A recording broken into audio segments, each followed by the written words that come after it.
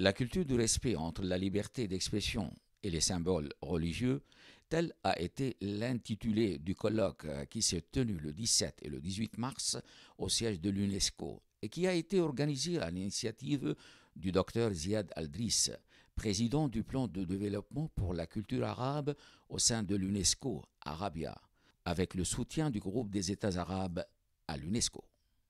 La nécessité du dialogue a été un point principal sur lequel se sont accordés les participants.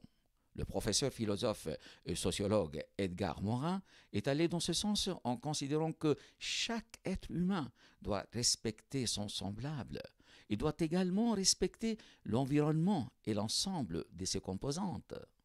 Moi, je dirais que tout ce qui concerne des exclusions, des excommunications et autres ne peut pas être considéré comme sacré dans une civilisation qui est la nôtre. Dans notre civilisation aussi, on peut dire que la pensée critique, ou ce qu'on appelle la libre pensée, est quelque chose d'essentiel. Alors, à ce moment-là, on peut dire est-ce illimité?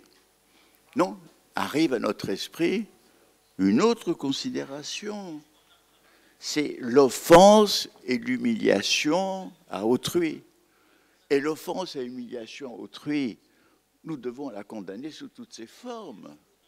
Même pas seulement quand nous condamnons un malheureux, un mendiant, un pauvre, mais aussi quand nous portons cette humiliation vers ce qui chez lui fait partie des profondeurs de son identité et de sa croyance.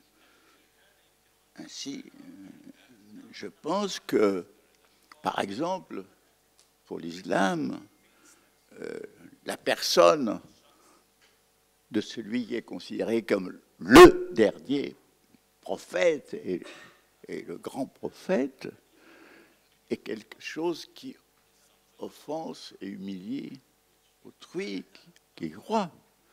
Je pense que le croyant pour qui l'attestation de l'unité et de l'unicité de Dieu est le fondement même de son identité et de sa personne, ridiculiser cette croyance relève de l'offense.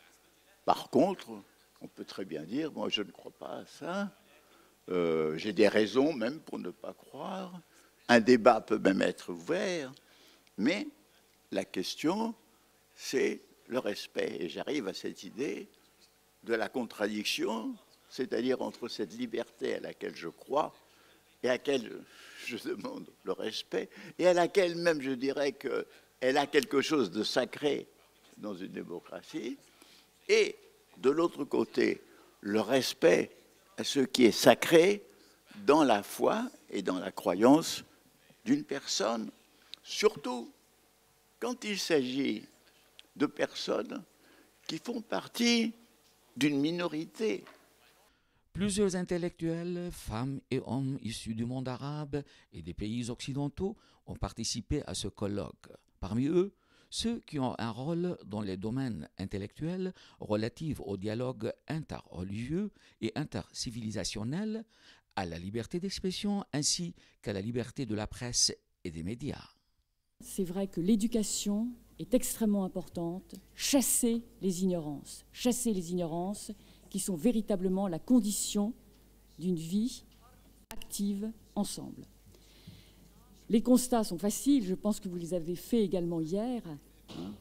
On sait aussi bien que d'une part, il y a les meurtres, les massacres qui sont perpétrés en différents points du monde au nom d'un certain religieux, et puis également, d'autre part, une dictature, dans une certaine mesure, du relativisme, avec la souveraineté illimitée de l'individu, les droits illimités, cette liberté illimitée, tout cela allant de pair, souvent, avec des politiques très matérialistes.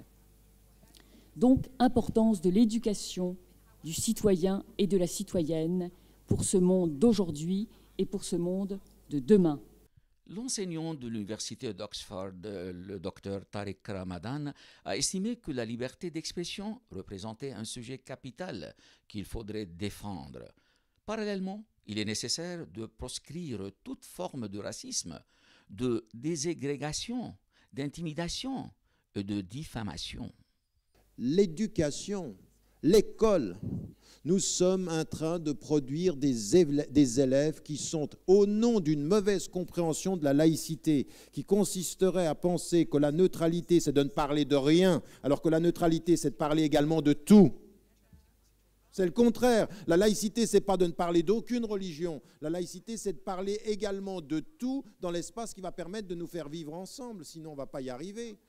Des ignorants ne peuvent que se rejeter. Des êtres un peu savants de l'autre ne peuvent que se respecter. L'éducation doit aujourd'hui intégrer à son curriculum le fait de la diversité des cultures. Je n'ai pas parlé d'enseigner des catéchismes, mais d'enseigner des faits religieux, la réalité du fait religieux. Ça n'est pas possible autrement. L'école a une responsabilité majeure de produire de la connaissance, car seule la connaissance permet le pluriel. C'est l'ignorance qui fait l'exclusif, c'est l'ignorance qui fait le dogmatique. Ou alors une certaine pensée. Derniers acteurs sur lesquels j'aimerais insister, j'ai parlé de l'école et j'aimerais mettre en évidence la société civile, nos institutions aujourd'hui. Moi, je parle par exemple, à toutes les organisations musulmanes qui sont, par exemple, en Occident. Je leur dis maintenant, nous sommes au 3e âge de ce travail-là. Et ce travail-là, ça ne suffit pas de vivre ensemble. Moi, la formule vivre ensemble, elle est très jolie. Aujourd'hui, il faut agir ensemble, il faut travailler ensemble, il faut être sur le terrain ensemble, il faut avoir des projets. Ce qui doit nous unir, ce sont des projets sociaux. Pas le vivre ensemble, ça peut être je vis ensemble, mais je t'ignore. Tu vis avec moi, je vis avec toi. C'est ce qu'on appelle la coexistence pacifique. Moi, je suis pour une coexistence active, dynamique, proactive. Donc il faut maintenant que la société civile travaille à de nouveaux projets.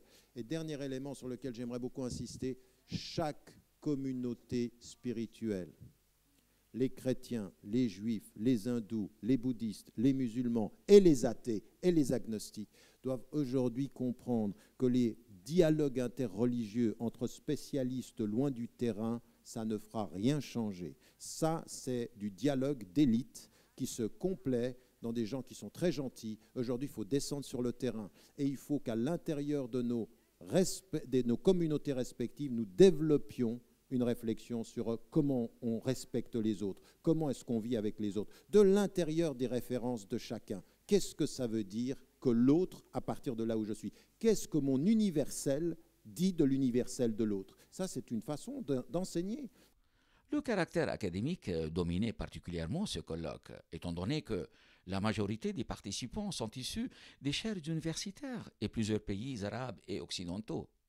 L'ensemble des interventions et des discussions qui se sont poursuivies durant 2 jours au siège de l'UNESCO, en arabe, en français et en anglais, sera rassemblé dans un ouvrage qui sera publié par le plan de développement pour la culture arabe, Arabia.